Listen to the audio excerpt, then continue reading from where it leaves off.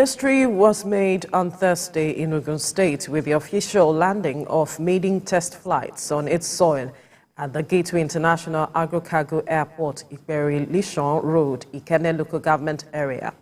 The airport has 4-kilometer length runway, the longest in the country. TVC News' Kazimolowe has details.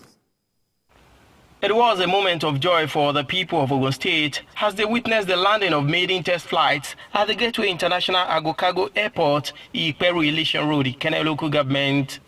The Vice President Yemi Oshibajo, Minister of Aviation Hadi Sirika, and other notable Nigerians, including the former governors and former Speaker of the country, were in attendance to witness the event. I feel quite excited and happy that all this is happening in our lifetime.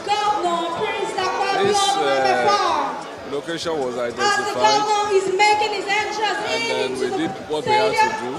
It's always a great joy and happiness. So I thank God that I'm alive to see greater things coming into my state. Officials of the Nigeria Airspace Management Agency and the Nigeria Civil Aviation Authority and other relevant agencies were also in attendance to assess the state of readiness of the airport for full operation. And after the third flight lands successfully, the captain of the CRJ-900, which belongs to ValueJet, the first commercial flight that lands on the soil of Ogun State, commended the government for the project. And I'm really pleasantly surprised at the runway, because I've been all over the world and I can tell you this runway is world class. Not only the standards, but they're done according to the books. So this is an airport that everything of it from start to finish has conformed with our standards. The governor says the airport sits on a 5,000 hectares of land and was built in line with world-class standard features. No doubt, this airport will become the alternative airport to the Murtala Mohammed International Airport, and is already being considered as the export terminal for non-oil in Nigeria. It promises to offer at least 25,000 job opportunities. It is not just the best in Nigeria. It is a world-class airport that we're here to see. With what we all see here this afternoon, Ogun State is definitely taking a huge step in fulfilling the dreams of our forebears. It's with special operation, special agro-processing zone, passenger and international testing center. Kazimolowe, TVC News, Ilisan Remo. Right. That is the first Agro-Cargo airport in Ogun State there, Sam. Well, I don't know how much of it is completed, but from the visuals, we're only seeing the runway. And if you want to launch a thing like this, we'll get the full complement of it. Are they in a hurry to complete it? Are they in a hurry to, advertise it and so on? I still don't understand, frankly. I mean, just like a bride who is getting ready for a marriage and only wants the shoe. Say, let me come and see my shoe. You're not ready, you're not fully dressed yet. I don't understand it, frankly, but the concept of this is good. The idea of agro-allied, airport will help, because Ogun State is a very critical area of industries and commerce in Nigeria.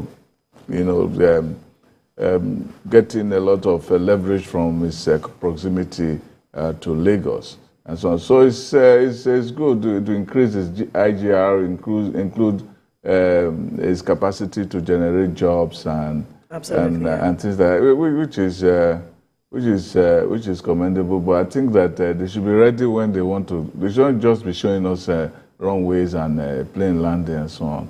And I also want to give a note of caution. I hope this is called agro-allied industry. You should not turn it into a place where VIPs come in and land and so on. So we have an airport here now. Then have agro-allied industry. You have politicians and allied people coming to land and take off. Agro-Cargo airport, Mike. Yes, it's a good development. The point there is, the moment anything is being built, if it's an infrastructure, of course, Nigerians welcome it. However, it is the issue of how we utilize it, how we maintain it. To the benefit of the people. Exactly, to the benefit of and then meeting the original idea that it was made in the first place. And then we also look at the issue of how much would it cost to maintain it, going forward. We have seen a situation where a private sector and public sector partnerships go better in this kind of situations.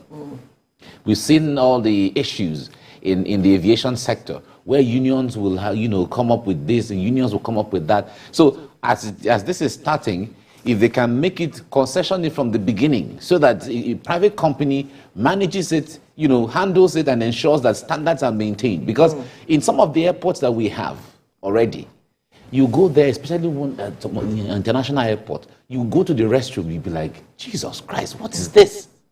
And then when you compare it when you go outside of the country. The point there is, in fact, you will see the sharp difference immediately because when you're coming from either anywhere in the world you're coming, the moment you land, you see the sharp difference between where you're coming from and what you see. Yeah. So the point there is, we should be able to use this new airport to begin to change the narrative. Use it to set standards and benchmarks to how these things should be, down to the issue of maintenance and cleaning and ensuring the aesthetics. Because all of the things we see in other is aesthetics. And maintenance. Yes. Wash it, clean it, shine it, so that if any bulb dies, replace it. That's how these things go.